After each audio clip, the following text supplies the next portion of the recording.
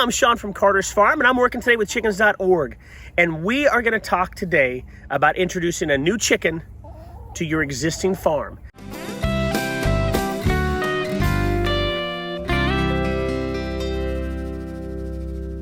So when I say farm, it's very general in the sense of wherever you're bringing this chicken to, that is your farm. If it's going to be an apartment building, which I don't recommend, but you can do it, or a house, a farm, land, or wherever you happen to be, that's your farm. So when we're introducing a chicken to a new farm, there's a couple characteristics about chicken that you need to know. First, they are very loyal to their territory. A lot of times you'll cruise down roads if you have farms anywhere around and you'll see chickens in the front yard that stay in the front yard. And you think, how the heck does that happen? Because my chicken keeps hopping over the fence and leaving.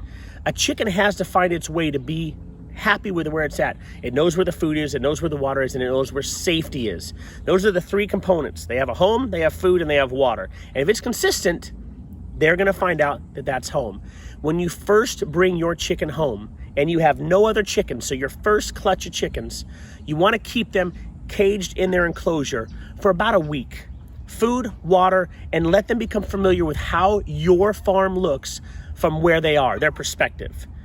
As they do that, they're gonna be comfortable and they'll recognize this is home. And then we can start letting them out for different parts throughout the day. Maybe you spend a little bit of time with them in the beginning and you throw some scratch grain out there for them. Spend some time with your chicken initially so then they see you as mom. Whether you're a boy or girl doesn't matter, they're gonna see you as mom. They don't care if you're a boy or girl, they just know that you're the one that's gonna take care of them and they appreciate that. So give them the opportunity to recognize you as the one who's gonna take care of them. And then after about another week of just doing that, you should find that you can open the cages up and they will stay right where they're supposed to be. Even if they were to hop the fence and they're gonna spend all their time trying to get back, they're not gonna wander off from their flock knowing that that's where home is. And we talked on some of the other videos on there, how to trim wings. Check out some of their videos of how to make sure your chicken can stay in your own farmland if you have neighbors with dogs or there are hazards out there that we don't want. One of the main things you have to worry about with chickens staying true to your area is that they're not going to be able to be attacked by natural predators. Hawks, eagles, coyotes, any kind of wild dogs, anything you have in your part of where you're going to have these chickens, they need to feel safe at home or they're leaving. So make sure your enclosure is safe enough that they don't have to worry for their lives. Foxes, whatever you might have, that they're going to be worried about but getting caught that way. Now, that's if you bring a chicken to a farm that does not have any chickens on it. Now let's talk about if you're introducing some new chickens to an established flock. Chickens in general, as most animals in the animal kingdom, are very rough on each other. They don't take visitors very well. Anybody new that comes on the block is typically going to get beat up. So you want to be able to introduce your new chickens gradually, maybe on the outside of the pen, a pen next to the pen that you have, especially if they're close to the same age. If they're older and younger, you run that risk as you add new chickens to your flock every time. The older chickens will typically pick on the younger ones. There's a natural pecking order and you can't stop that, but you can help prevent it by letting them become acclimated near each other.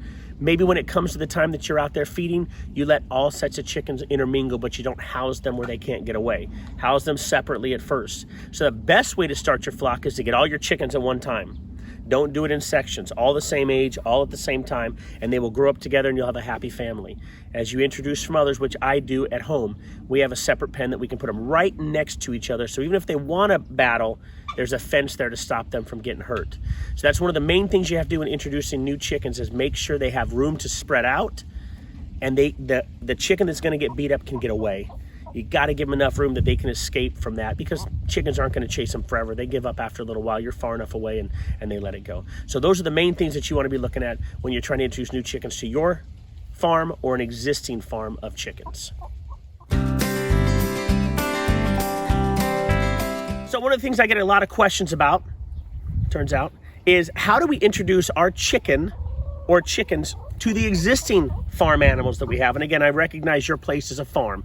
If you have dogs, if you have cats, if you have a horse, whatever you've got out there, how do we introduce our chickens to these new animals so they're safe? Well, you have to look at the different kinds of animals we're talking about. Dogs are natural predators. They are meat eaters. Chickens happen to be meat. And so right off the bat, they are not going to see each other as a friend. If you raise your babies around your dogs, that's the easiest way. But when we're introducing something new, you have to keep in mind that dogs like to chase. And the most common reason that somebody loses their flock of chickens is typically from their dog, the neighbor's dog or a dog that enters their yard that they didn't know was going to be there. Chickens run. When it comes to fight or flight, they're less likely to fight than they will to try to run. So chickens are runners and dogs are chasers. So right off the bat, you need to be sure that you are able to, A, be a part of what's happening out there when your dog's there and have a dog that's trained, or B, don't introduce them at all. Because there is that natural order that will get those chickens hurt. Even if the dog has never done anything, it just takes that one moment for it to change.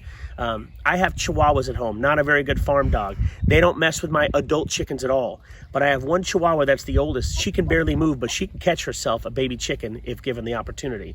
And she's not eating them, but she's gonna chase them. She just can't help herself. And so we have to keep her separate. And she's been doing this for a lot of years. She just can't help herself.